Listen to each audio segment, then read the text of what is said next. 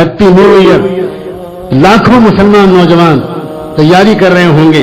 آ رہا ہے 31 دسمبر. ہم بھی خوب ٹہلیں گے, ہم بھی رات بھر گھومیں گے, ہم بھی خوب گائیں گے, ہم بھی خوب خرچ کریں گے, اس لیے کہ نیا سال مناتے ہیں. سبحان اللہ. ہمارے مسلمانوں, واہ واہ مسلمان. ہزاروں لاکھوں لڑکیاں مسلمانوں کی اس 31 دسمبر کی رات میں شاندار کپڑے پہن کر, جینس پہن کر سڑکوں پر نکلیں گی, رات رات بھر تماشا کریں گی, اس لیے کہ ان کو یہ دکھانا ہے کہ ہم اصل میں عیسیٰ علیہ السلام کی بڑے قدر کرنے والے ہیں. عیسائی کیلنڈر کا ایک نیا سال شروع ہو رہا ہے نا, عیسیٰ علیہ السلام سے نسبت رکھتا ہے یہ نیا سال. تو جب وہ نیا سال آ رہا ہے عیسیٰ علیہ السلام کی نسبت رکھنے والا, تو ہمیں تو بہت کچھ کرنا چاہیے. پھر یہ اس امت کا حال یہ بھی خراب ہوا کہ جب اس نے دیکھا کہ دنیا کے عیسائی عیسیٰ علیہ السلام کو جشن ولادت اس طرح مناتے ہیں, تو ان مسلمانوں کو یہ جوش آیا. انہوں نے کہا کہ اچھا تم عیسیٰ کا جشن ولادت اس طرح مناتے ہو, تو ہم بھی محمد رسول اللہ کا جشن میلاد منا کر دکھائیں, ہم بھی منائیں گے, ہم بھی خود فضول خرچیاں کریں گے, ہم بھی جلوس نکالیں گے, ہم بھی عالم نکالیں گے, ہم بھی ڈھول تماشے نکالیں گے, ہم بھی نمازیں چھوڑیں گے, ہم بھی خوب تماشے کریں گے, اس لیے کہ حضور پاک صلی اللہ علیہ وسلم کا جشن میلاد منا رہے ہیں. آ رہا ہے وقت قریب. عیسیٰ علیہ السلام کی دوبارہ دنیا میں آمد کا وقت بہت دور تو نہیں لگتا. اس کے بعد کیا ہوگا؟ حضور اکرم صلی اللہ علیہ وسلم نے صاف فرمایا ہے, تم میں سے جو عیسیٰ کے قریب جا سکے, مل سکے, تو عیسیٰ سے میرا سلام کہہ دینا. لیکن آپ جانتے ہو عیسیٰ علیہ السلام کے قریب کون جا پائے گا؟ یہ ناچنے گانے والے مسلمان جا پائیں گے؟ یہ تو صلیبیوں کے ساتھ کر دیے جائیں گے. جاؤ تم دجال کے ساتھ, تمہارا کوئی تعلق نہ عیسیٰ سے ہے نہ محمد سے. لوگ ان چیزوں کو معمولی سمجھتے ہیں. نئے سال کی مبارکباد دینا معمولی سمجھتے ہیں. ایک روزہ 10 محرم کے دن اللہ کے رسول صلی اللہ علیہ وآلہ وسلم نے جب پوچھا کہ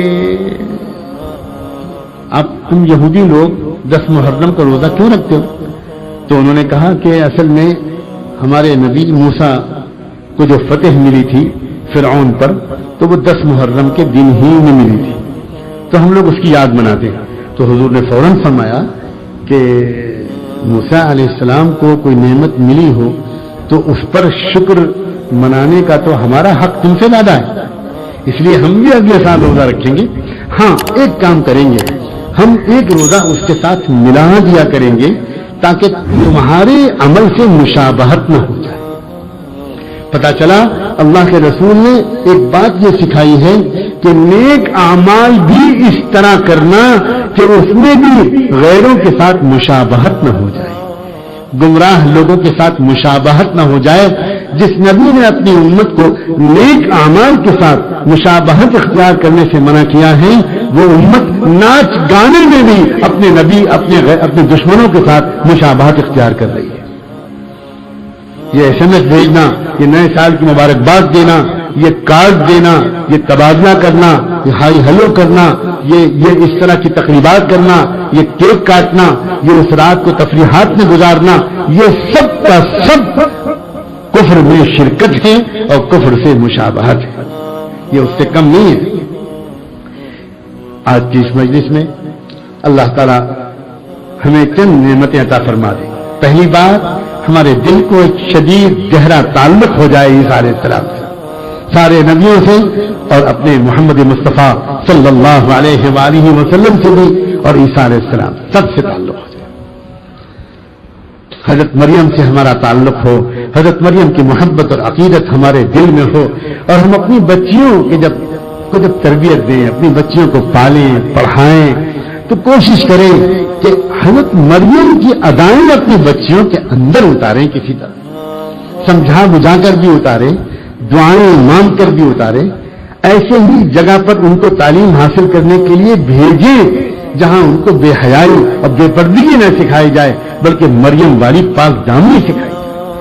ہر وہ نوجوان جس کی ابھی شادی نہ ہوئی ہو وہ اللہ پاک سے یہ دعا مانگے، اللہ مجھ کو بھی پاک دامن رکھیے اور اللہ مجھے کوئی پاک دامن شریک زندگی دے دے، اللہ مجھے کوئی پاک دامن بیوی عطا کر دے۔ جو میاں بیوی پاک دامن ہوتے ہیں الطیبات للطیبین اور پاک دامنی کے ساتھ زندگی گزارتے ہیں، اللہ ان کی اولاد کو بھی پاک دامن رکھتے ہیں، خاندان پاک دامن بنتا ہے، اس کی وجہ سے برکتیں اترتی ہیں اس گھرانے کی۔ عیسیٰ علیہ السلام کی شخصیت کا ایک پیغام محبت کا، خیر خواہی کا، خدمت کا، صبر کا، برداشت کا، ایثار کا بھی ہے۔ انہوں نے تو اپنے لیے کچھ کیا ہی نہیں، عیسیٰ علیہ السلام نے تو اپنا ایک گھر بھی نہیں بنایا، عیسیٰ علیہ السلام نے تو اپنی شادی بھی نہیں کی۔ عجیب و غریب بات ہے، چنانچہ حضور نے یہ بیان فرمایا کہ جب دوبارہ وہ دنیا میں اتریں گے تب ان کی شادی میری امت میں سے کسی کے ساتھ ہوگی۔ اللہ اکبر، خود حضور نے فرمایا، اور پھر ان کی اولاد بھی ہوگی۔